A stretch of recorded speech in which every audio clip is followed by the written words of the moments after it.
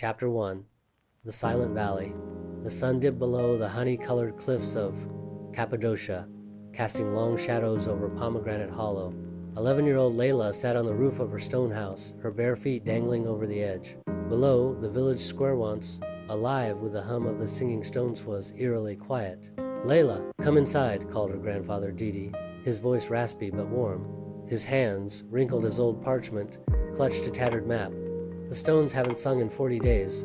The wells are dry, the apricot trees wither, we must act." Layla's chest tightened. She remembered the stones' melody, a sound like wind chimes and rushing rivers that once made the crops dance. "What can I do, Didi? I'm just a kid." Didi pressed the map into her hands. "You're braver than you know. Find the Moonlit Maiden in the underground city. She guards the stone song." He gave her a wooden flute, carved with pomegranates, and a cloth bundle of locum sweets. "Trust your heart, Yıldızım, my star, and never forget, yalnız taş duvar olmaz. Single stone cannot build a wall." At dawn, Leyla kissed Didi's cheek and set off. The villagers watched in silence, their hope hanging like dewdrops on her shoulders. Chapter 2. The whispering caravanserai. Leyla trekked through a valley of fairy chimney stall, rock pillars that loomed like ancient sentinels. By midday, she reached a crumbling caravanserai, its arched doorways choked with ivy. Inside, shadows flickered, and the air smelled of burnt spices. "Who dares disturb my rest?" A translucent figure materialized, a merchant in Ottoman robes, his face twisted with sorrow. "I am Selim, cursed to wander because I broke a promise. Long ago, I swore to deliver silk to my sister's wedding, but greed kept me here." Layla's fingers brushed the lantern Didi had packed. "How can I help?"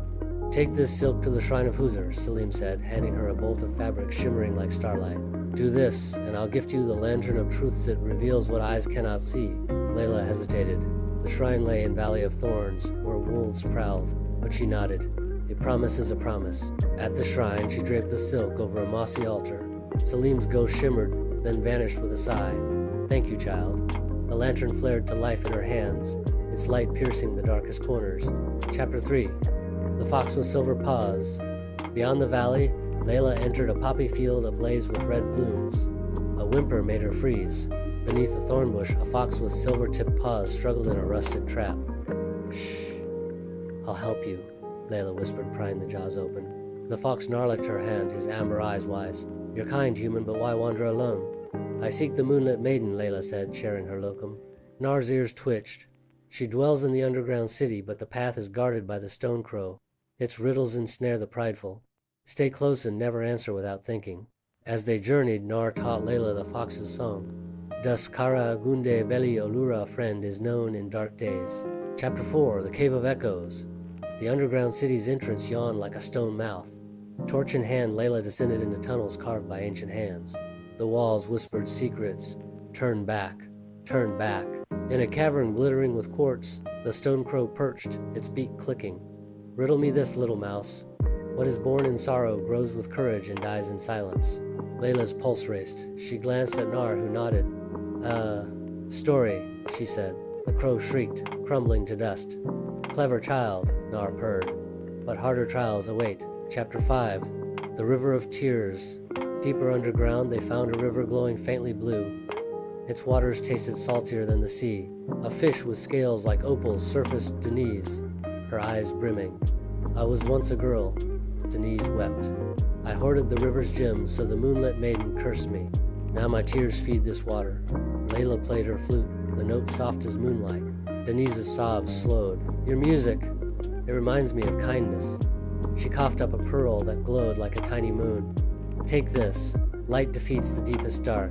Chapter 6. The Weaver of Shadows. In a chamber lit by bioluminescent mushrooms, a creature hunched over a lumate's spindly legs, her face hidden by a veil of shadows. "Leave," she hissed, weaving nightmares into tapestries. Leyla raised the lantern of truths.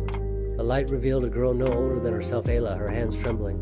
"I lied to my family and the maiden bound me here. I'm so ashamed." "Everyone makes mistakes," Leyla said gently. "Come home." Ayla snapped her loom's thread, handing Leyla a shimmering strand. "This moonlight thread mends broken hearts. Use it wisely." Chapter 7. The Bridge of Mirrors. A bridge of ice spanned a bottomless chasm. As Leyla stepped on it, reflection showed her fears. Villagers starving, Nar abandoning her, Didi's disappointment. Fear lies, Nar growled. Remember who you are. Leyla played her flute, the melody cracking the ice. The bridge reformed as stone, her reflection now brave and steady. Chapter 8. The Moonlit Maiden. In a garden of crystal flowers, the Moonlit Maiden stood, her gown woven from starlight. Why do you seek me? My village is dying, Leyla said, kneeling.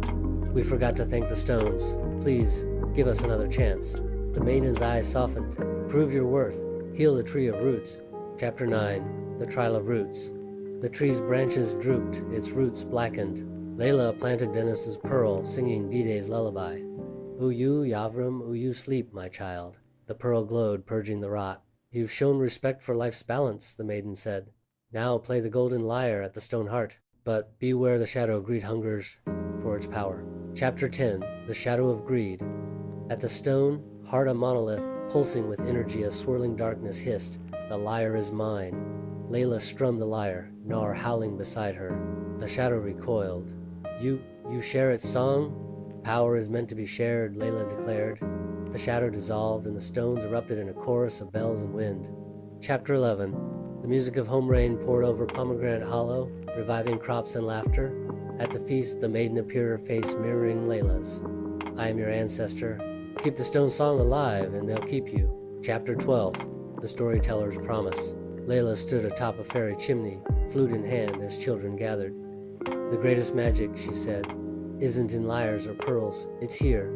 She touched her heart, and so the stone sang for Leyla, for Cappadocia, and for all who listened.